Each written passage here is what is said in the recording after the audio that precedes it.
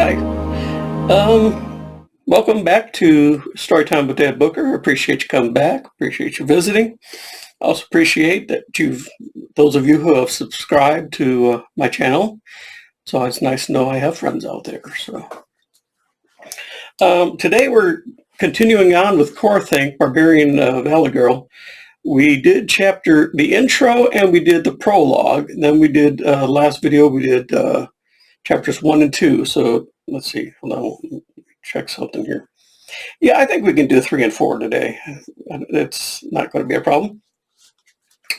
So if you're seated comfortably, you go to the bathroom and have something to drink or snack on. I think we're good. I've got my coffee. If anybody knows where I can find another Respect the Beard mug, let me know, because I can't find them. I can't find my llama shirt either, and it's driving me nuts. That's kind of like my favorite thing. I wanted to make that every time I did a reading. I'd wear that, but it's hard to find a llama with headphones. Anyways, sorry. I digress or digest or something like that. So this is Kor-Thank, Barbarian Valley Girl by Kent Wayne. We're doing chapters 3 and 4 today. Well, let's get on it. The bell rang loudly, waking Peter up from his 7th period nap. What? He cast a dazed look around. A string of drool connected his bottom lip to the surface of his desk. Jesus Christ, Lee, Leg Turner jeered. Wipe your fucking face. Atherton's alpha jock shouldered his backpack and walked out of the classroom. Peter's eyes narrowed with rage. He reached in his hoodie and grasped a multifunction weapon. It looked like a pen, but could also morph into a knife, garrote, or high voltage taser. He called it the buttfucker. His fingers danced along its ridges, pushing its triggers in a 5-key sequence. Seconds from now, Blake Turner would be shucked jiving to the tune of 60,000 volts. Seizing up so goddamn hard that... Peter sighed. He clicked the failsafe, deactivating the taser.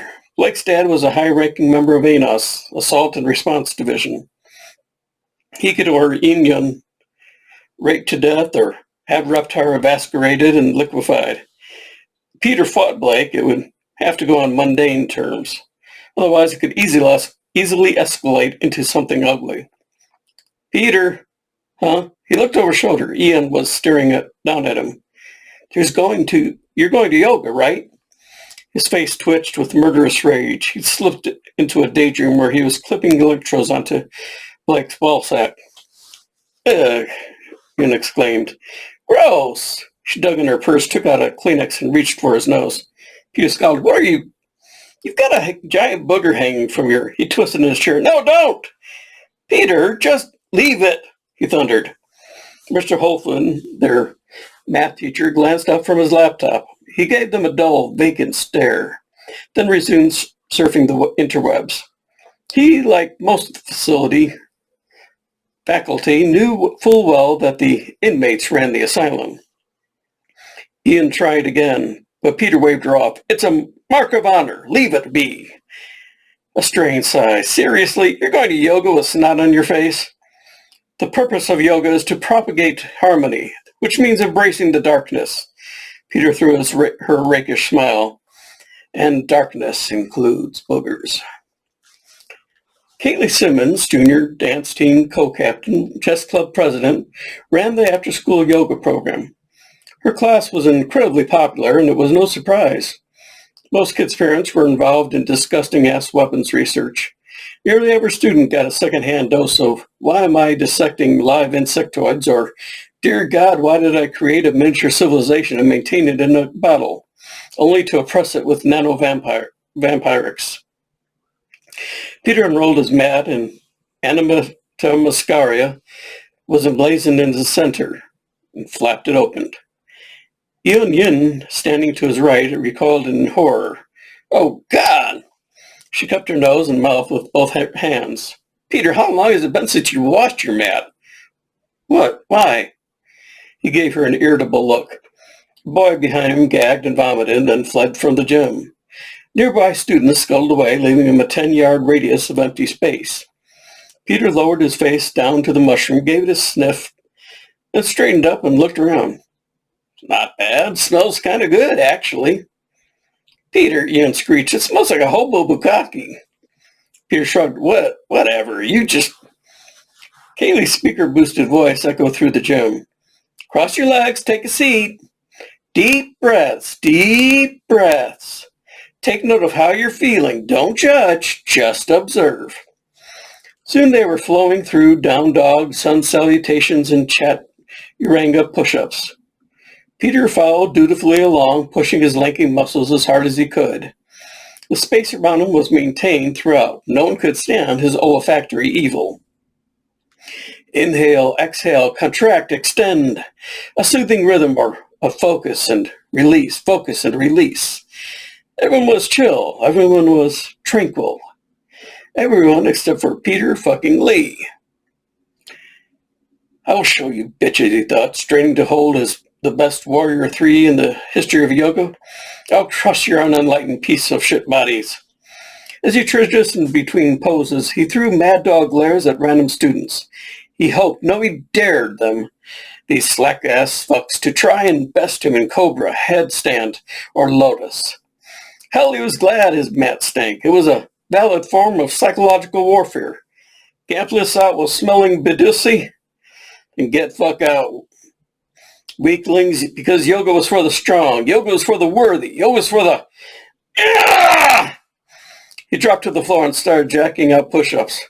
When he switched to burpees, his face turned an alarming shade of red. As he clapped his hands at the top of each rep, he yelled, fuck you! Fuck you, clap! Fuck you, clap! Fuck you, clap!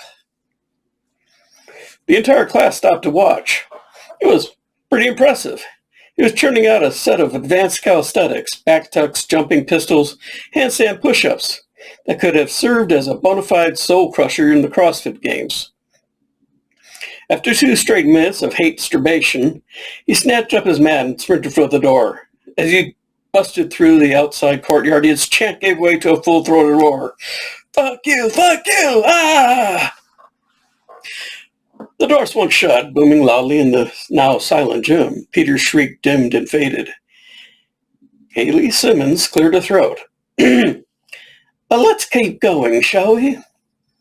Excuse me. After yoga, Yin headed over to Peter's. She found him in his room, dressed in boxers and a t-shirt, shadowboxing the air. Ian, he threw a question mark kick and double leg shoot, then transitioned into a wrestler's sit-up. What's up? She took off her backpack, eyeing him cautiously. Where's your mat? Soaking in Axe body spray.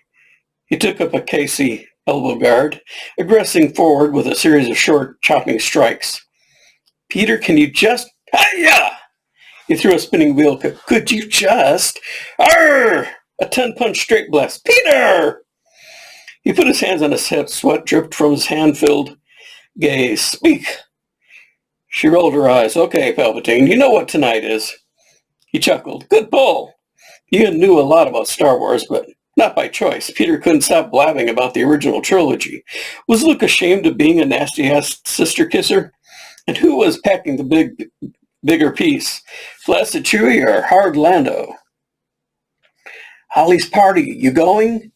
He dug at his nose with a sweaty finger, inspecting the booger, then flicking it away. Yeah, why? He wiped his hand on his boxers. She sighed, exasperated. Because it's right now, Peter. What time is... He clicked on his phone and saw it was 7:15. Shit! He grabbed the nearest can of Axe. There were 8 or 9 of them scattered across the floor and sprayed himself down. Ian fanned the air, coughing up from the fumes. Peter, it's okay to be late. It's not like... No, Peter stretched his boxers open and doused his nuts. Not tonight. He met her gaze and became unnaturally still.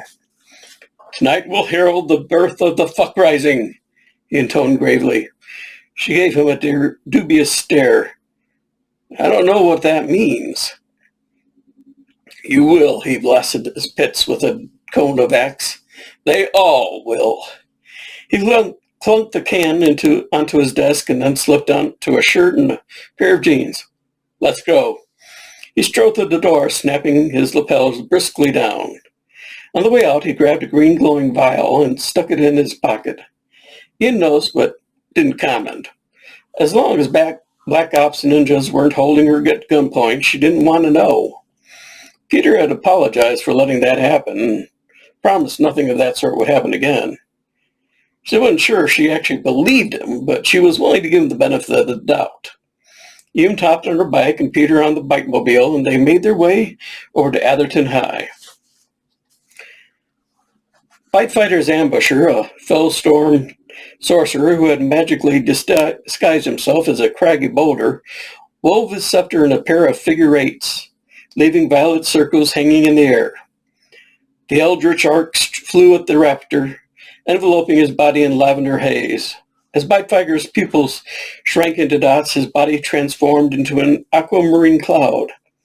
His essence, now contained in the bluish mist, streamed into the gem-tipped end of the sorcerer's staff. Kor-Thank shot his hand out, contorting his tongue and hissing in an arcane phrase. 5 bolts of lightning flew from his fingers. The sorcerer flailed his staff and blurted a counterspell. Pitch-black slices rolled from the staff, cutting through Kor-Thank's deadly thaumaturgy. 4 of the bolts vanished in a twitch, but one got through, striking the wizard in the center of his chest, his flesh and clothes being strobed rapidly, and his bones becoming visible through his skin. The king cast another spell, summoning a swirling rainbow ball that appeared in his palm. He chucked it in at the sorcerer's face. The mage exploded. Bones and brains were flying outward, showering the earth with blood and gore. Kor broke into a desperate sprint, eyes fixed on the magician's staff. His spinning end over end, Fighter's visage gleaming from its gem. The staff flipped, twisted, and dropped behind a boulder. Kor-Thank hurled it and scanned the ground. No! The gem had shattered. Its broken shards were strewn across the earth. Red fog whiffed from the glass, briefly forming into Fighter's face before it vanished altogether. Kor-Thank took a half-step back, his mouth working in soundless gasps. He wanted to cry, but the tears wouldn't come. He slowly turned and faced the men, his gaze shadowed by his shoulder-length hair. He brushed past Kroll and stopped before the escort. Who was it, he asked, who was in charge of rear security? A lone barbarian stepped forward. 'Twas I, my king, Patrolman Ruck. The king grabbed him by the throat. Do you know what you've done? Do you know what he meant? Kor let go with a forceful shove. The Indashi patrolman knelt in the dirt, coughing and hacking as he clutched his neck. I am, he spat up the blood-flecked mucus. I'm sorry, my lord. The king didn't answer. Instead, he walked off the path and onto the sands. He picked up speed as he ran at a tree, fist cocked by his ear. Arrgh!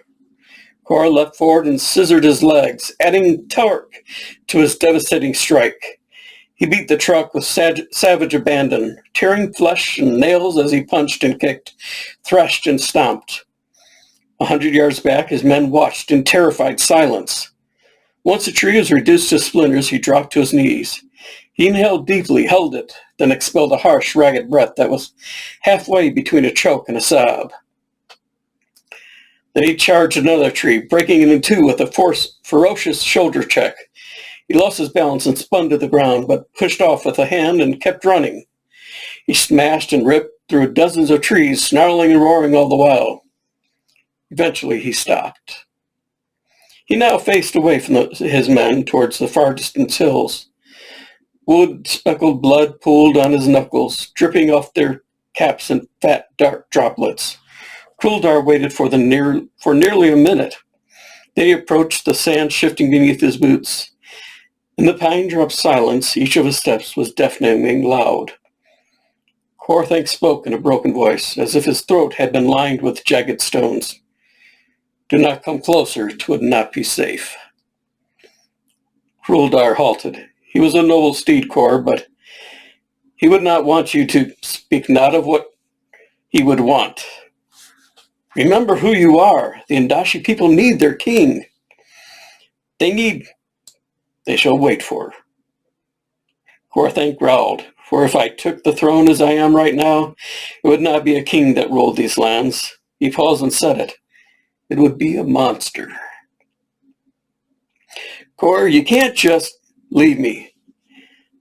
The chronicler glanced at either side. There are creatures out here that would cut open your belly, fill you with eggs, and feed you to spawn. Let them try. A dark chuckle. I welcome their cruelty. His friend was at a loss for words. Finally he croaked, Who will rule in your stead? The king looked back over his shoulder, allowing a glimpse of his rage-narrowed eye. That is not my concern. The chronicler's heart broke a little more. It was audible in the quaver of his voice. When will you return? I do not know, but if I come back to Ugrung, it will be as something wholly different. Kor-Thank stared at the distant peaks. I will make peace with my demons. He clenched his blood-soaked fists, or I will become them. So that's chapters 3 and 4. They're short chapters, but I want to do more of these. I want to continue on. I love this book. I can't wait to finish it and do a review of it, because it's just, I'm having a ball reading these.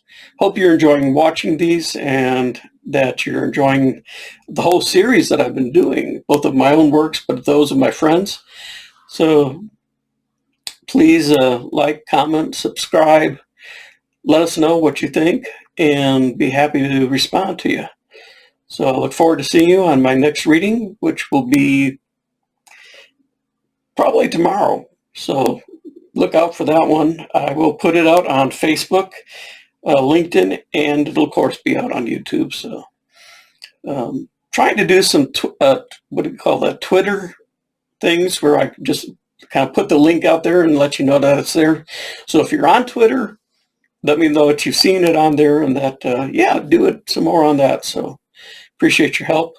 Look forward to seeing you again, and have a good day, and see you around. I can talk. I know I can. I practice this stuff all the time. Bye.